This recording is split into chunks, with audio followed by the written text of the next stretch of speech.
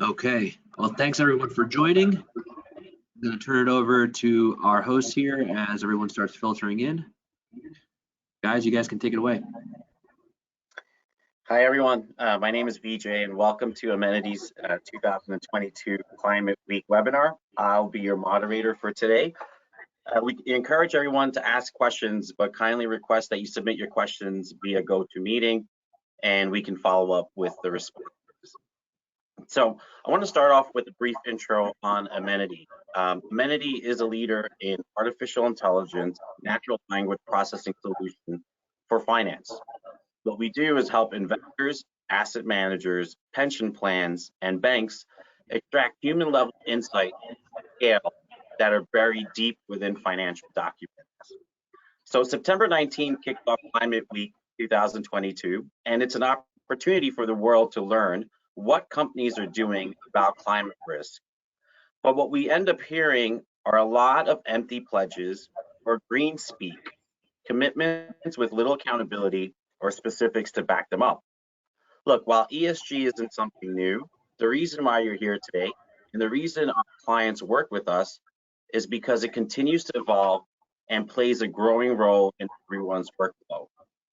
Whether it's ESG risk management or finding new sources of alpha, we're at the forefront of providing real-time ESG data and insights, whether it's for Climate Week or for other use cases. So we're excited to be here with you today. Now I'd like to introduce my colleague Sam, who is our ESG lead, to provide you with an overview of Amenity's ESG materiality framework. Over to you, Sam. All right, thanks for that intro, BJ.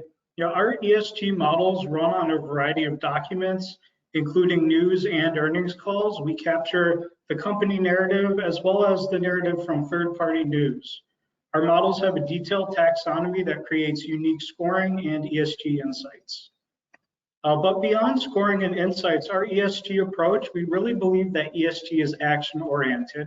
It's not enough to see what companies are saying.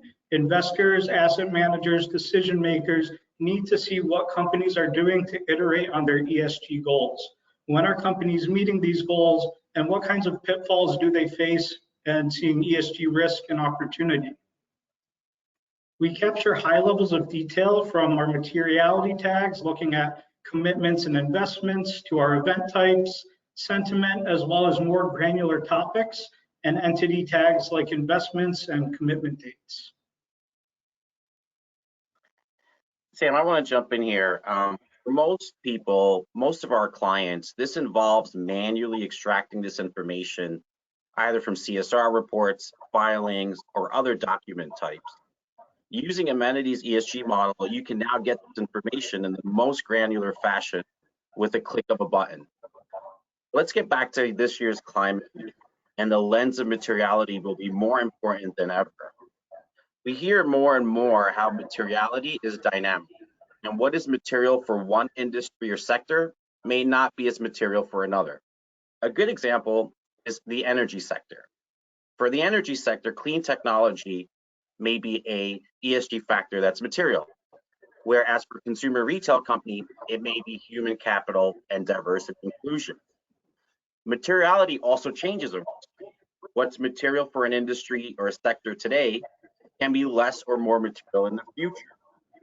What I like to say that it's important to capture where companies are not just talking the talk, but walking the walk when it comes to commitments, investments, and milestones towards their sustainability goals, and also understanding which ESG themes are trending now.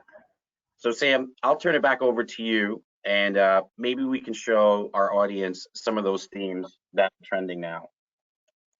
Yeah, thanks, VJ. Before we get into the company analysis, I think it's important to take a look at some of the ESG themes that we've seen evolve over the years, some of the ones that we thought would be important in 2022 and how they've manifested in our platform and in the media.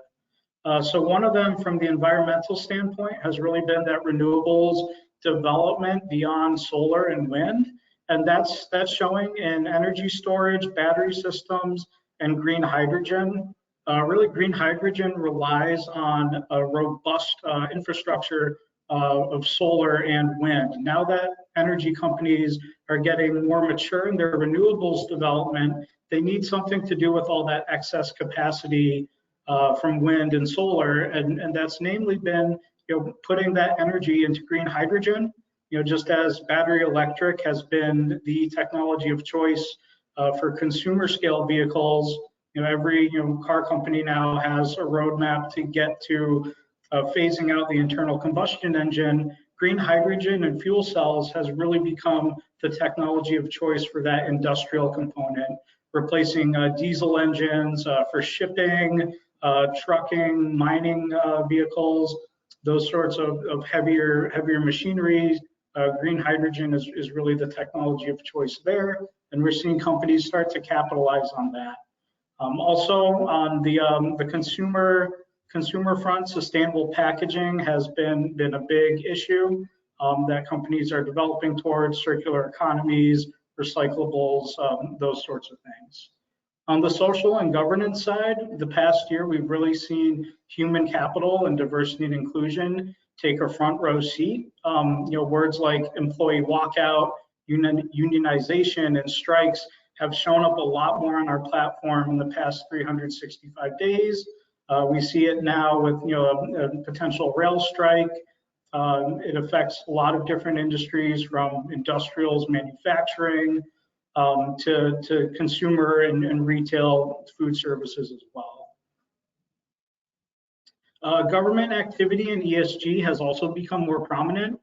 Starting early in the year, a lot of government intervention around increases in carbon tax, fines for infractions on groundwater and pollution. And then really in the latter half of the year, especially in the summer, German authorities raiding Deutsche Bank for greenwashing fraud allegations. This is really one of the first cases of its kind. The SEC was involved in this investigation as well. And it's a sign that governments are going to become more stringent when it comes to selling funds to the public labeled green or sustainable. Asset managers need to have a robust, defensible framework when it comes to ESG. Then in July and August, we've seen huge outlays of capital from governments in the EU, Germany fast-tracking emissions reductions goals, and then more recently, the Inflation Reduction Act being passed in the US that has subsidies for green hydrogen, renewables, and electric vehicles. Thanks, Sam. All very interesting insights, especially around the trending ESG themes and some of the government-related news as well.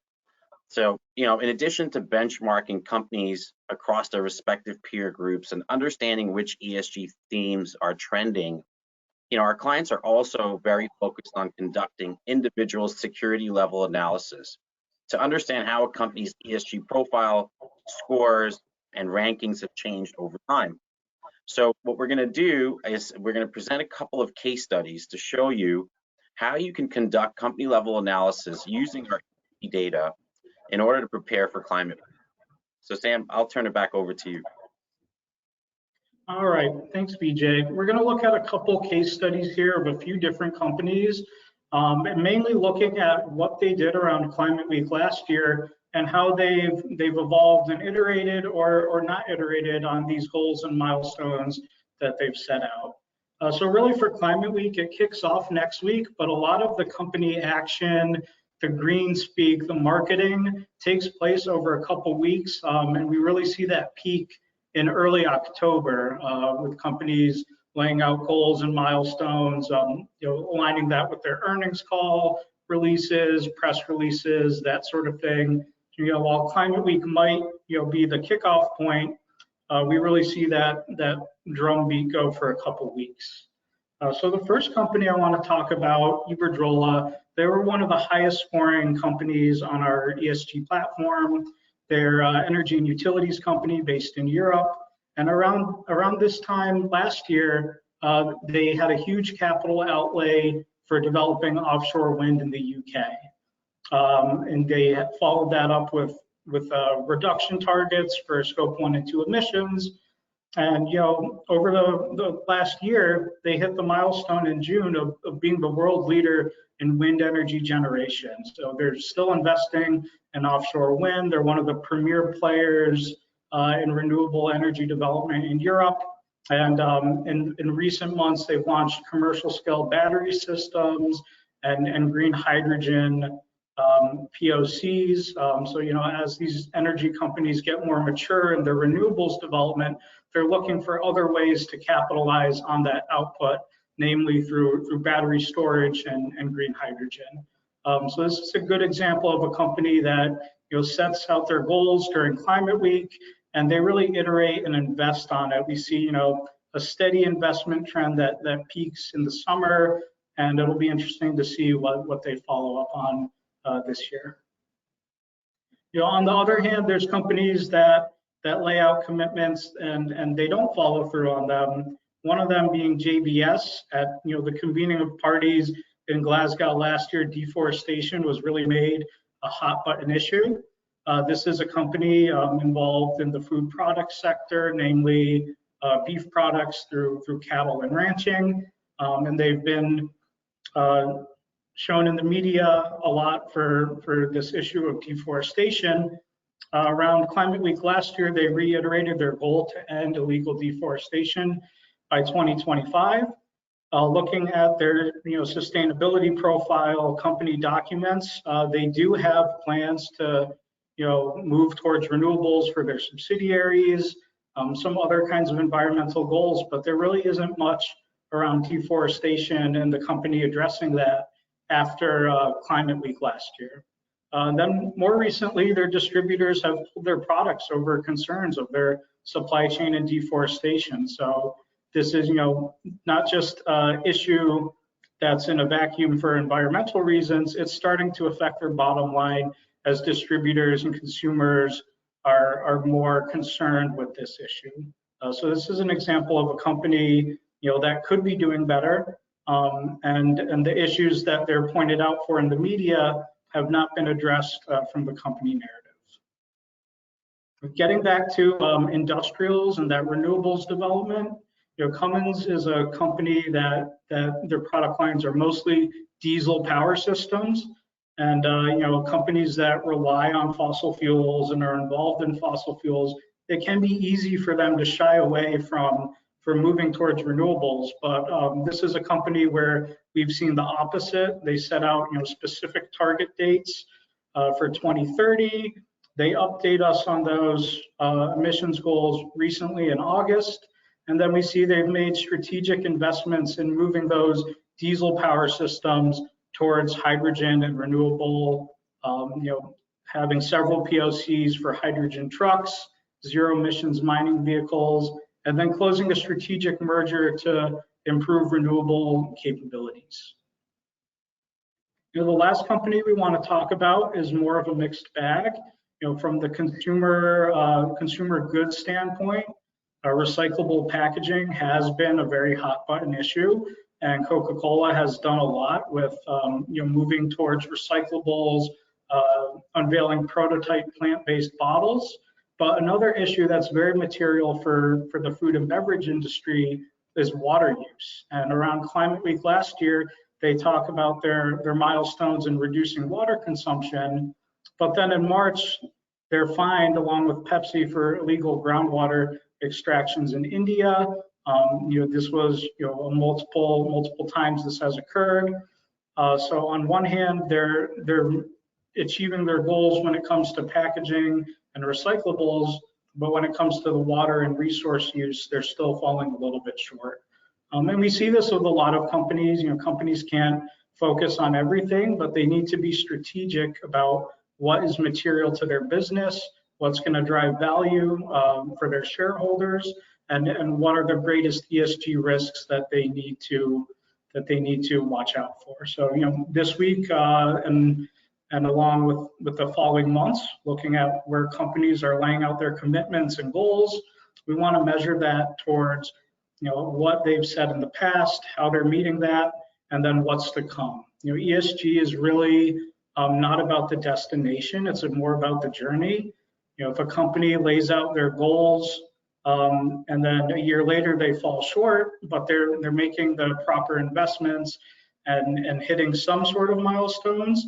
That's going to drive value for the company, as opposed to if they're just shying away and doing nothing. So this is one of the many ways our users use our materiality model to look at specific company goals and what they're doing around those goals.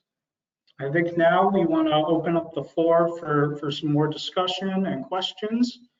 VJ, do you have anything to add or any questions coming in through the chat?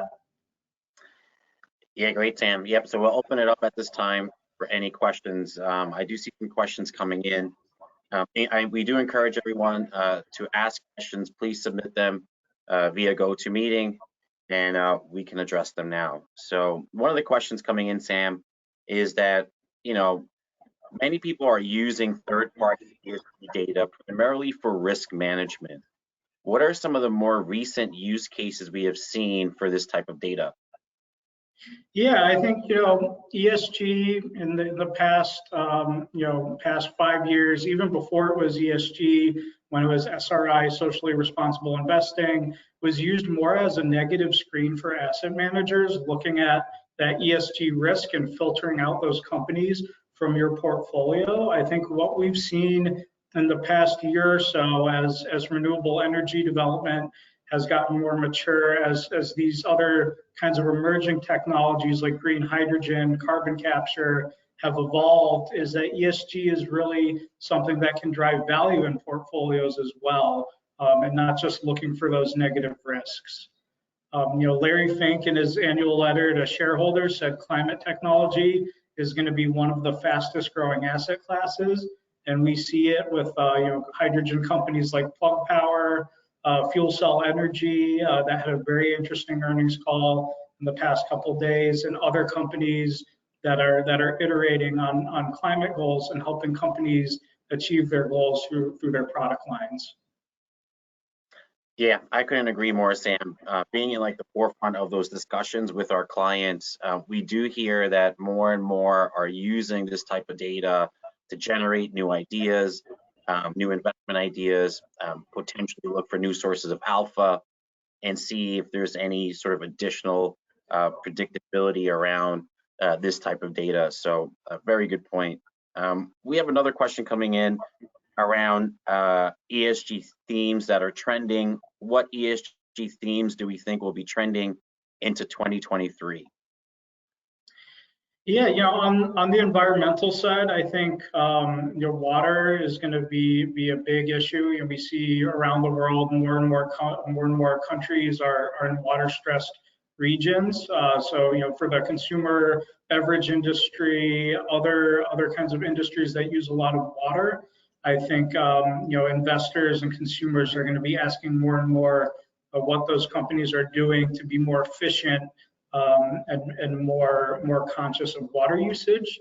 So that's one that we've seen in the past couple months start to evolve. I think going back to that renewables development and what companies can do with that excess capacity, creating hydrogen, carbon capture, other kinds of emerging climate technologies. Geothermal is one we've seen in the past couple days being talked about a little bit more as well. So going beyond wind and solar, I think we're going to see some more evolution there. And then on the social and governance side, I think when it comes to human capital management and diversity and inclusion, those are going to be things to watch out for as well. Especially as there's some big union contracts that are ending, and then with the automotive industry and their push to develop electric vehicles, that human capital side is a key component in that industry as well. So there's a lot to watch out for, but those are some of the ones on our radar that we use our technology to monitor for our clients. Yeah, that's a great point, Sam. A lot of our clients are very interested in understanding which ESG themes are trending for specific industry sectors, and understanding which of these ESG factors are material for specific companies, and understanding where they're making commitments, investments toward those commitments, and subsequently hitting milestones. Another question coming in now that we hear a lot as well is that many companies put out a very positive narrative on what they're doing around ESG and sustainability. Why is measuring the difference in perception between what a company says and what the independent third party says important?